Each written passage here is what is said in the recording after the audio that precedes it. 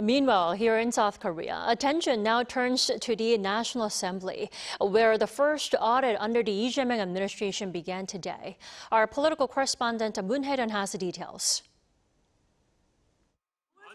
The new administration's first National Assembly audit opened Monday, setting the stage for government-wide accountability checks through to November.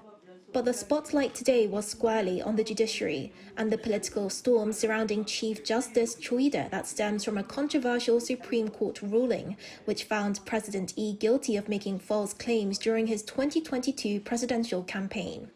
Appearing before the Legislation and Judiciary Committee, Cho said summoning judges to testify over their rulings threatens the constitutional independence of the courts. If judges are made to testify about their rulings simply because they presided over a certain case, it could discourage them from making judgments based on the Constitution, the law, and their conscience, and even lead to decisions swayed by outside pressures. He added that his attendance followed long-standing custom to deliver opening and closing remarks. But lawmakers were unsatisfied.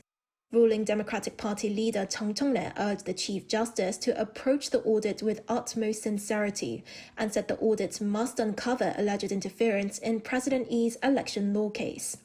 Across the aisle, main opposition People Power Party leader Chang Dong-hyuk accused the DP of using the audit for political attacks, vowing instead to expose what he called abuses of political, administrative and judicial power. Meanwhile, economic ministries were also under scrutiny.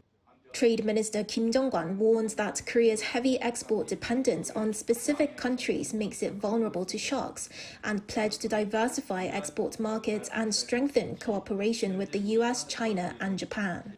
Finance Minister Koo Yoon-chol, for his part, said Seoul must swiftly conclude tariff talks with Washington, confirming he is arranging a meeting with US Treasury Secretary Scott Bessent this week.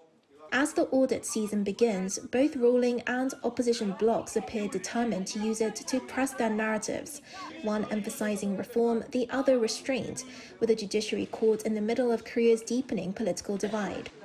Moon Hye-ryeon, Arirang News.